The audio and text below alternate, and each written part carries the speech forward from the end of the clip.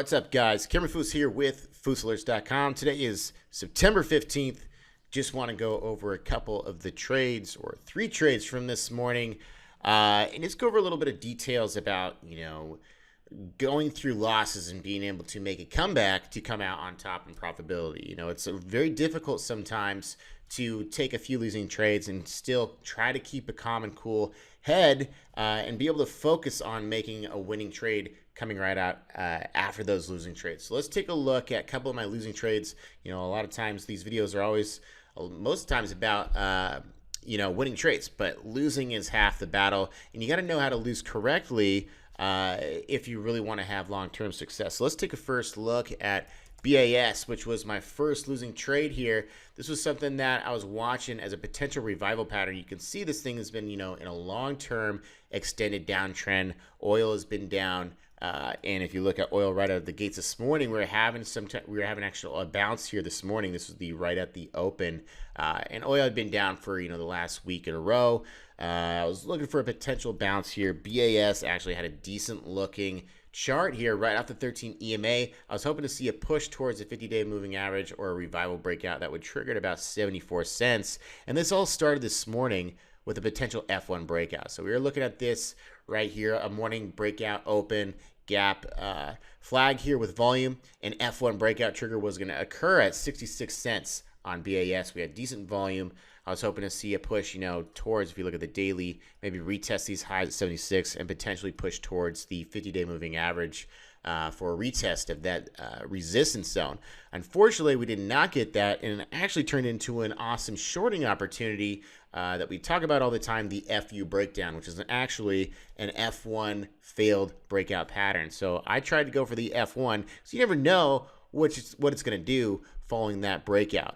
Unfortunately, did not get that follow through, but that's what I try to do, is combine intraday and daily charts when I go long to make hot trades. Unfortunately, it doesn't work out all the time. This had an F1 breakout here at 66 cents.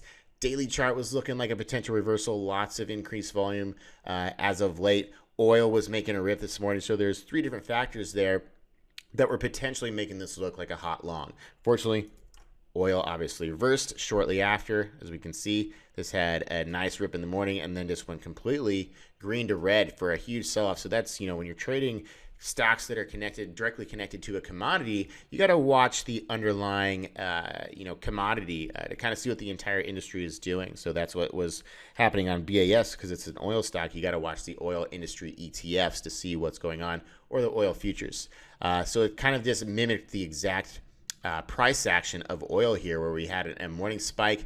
We did have the F1, and then all of a sudden that huge sell-off here that I got caught in, and that was actually an FU breakdown. Once it did not hold 66 cents, that turned into a potential shorting opportunity, and this went from 67 all the way down to 60 cents in a very short amount of time. It's now down at 58 cents. But as soon as that failed, that 66, I had to try to get out.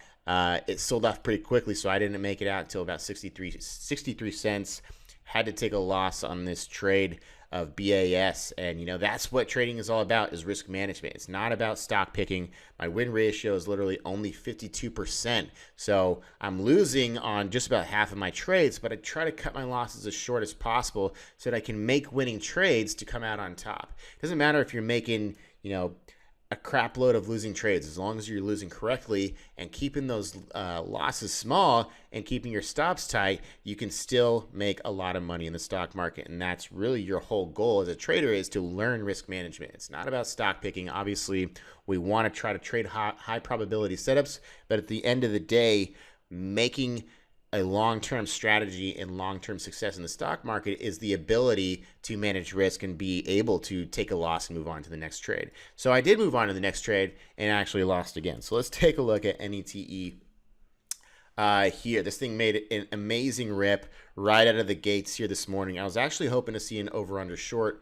a parabolic over-under short at $2. What we look for is stocks that make a huge run up in a short amount of time, jump over a whole number short, as it's kind of faking out and coming into an exhaustion once it gets above that whole number mark. Unfortunately, we never got over 2 to see that, but it came back down. So I was looking for a potential retest or a repush for a secondary on a run to $2 per share for a long and then potentially get short. So I was looking to see this come bounce off the 13 EMA and VWAP before this whole meat grinder section happened.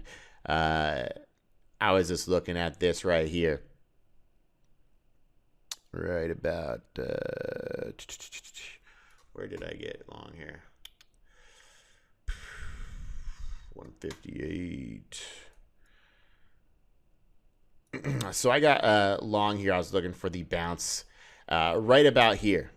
Once we started popping back over the VWAP here on NETE, we came back down and retested support at the 13 EMA, which is typically an area where you're going to see some support happen or a bounce after you see a huge parabolic move to the upside. And I was hoping to see a secondary run to make that over under 2 mark so we could actually short it. But a lot of times I never trade that bounce that actually goes towards that that actual secondary run. So I wanted to see that happen here on NETE. We bounced back over the VWAP with a huge volume spike, so that was definitely an indication of a potential retest of previous highs or a breakout to brand new highs to $2 per share. Unfortunately, this thing had just kind of all of a sudden after this first initial run this morning turned into this kind of like a chop shop meat grinder section where it's just going back and forth and kind of faking people out.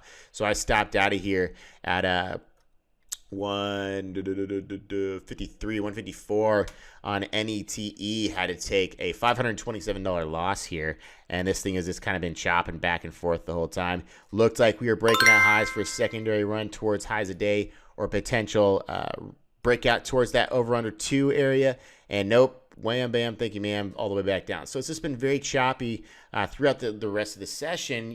It's 8:18 in the morning, so we're almost 2 hours in. But you can see a lot of times after that first morning initial, literally 5 to 30 minutes is where all the action happens, and it kind of turns into just a stalemate of sideways action. And I'm sure a lot of people have been trading this thing, trying to hit this breakout or trying to hit a short, and they're just getting stopped out because it's just going back and forth in this little sometimes what we call the spin cycle. If you get involved in a stock where you continue to try to trade a breakout and it's just going sideways and you keep trying to hit a pattern, but there's nothing there.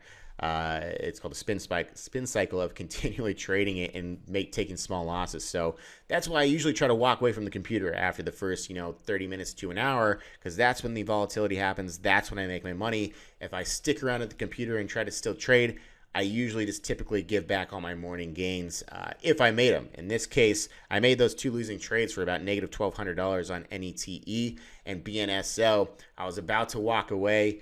We had just shut down Fous TV, but I was still watching TKAI, which is similar pattern as to NETE, where this thing got it over, where that first initial run came back down, retested support area, and then there was a secondary rip.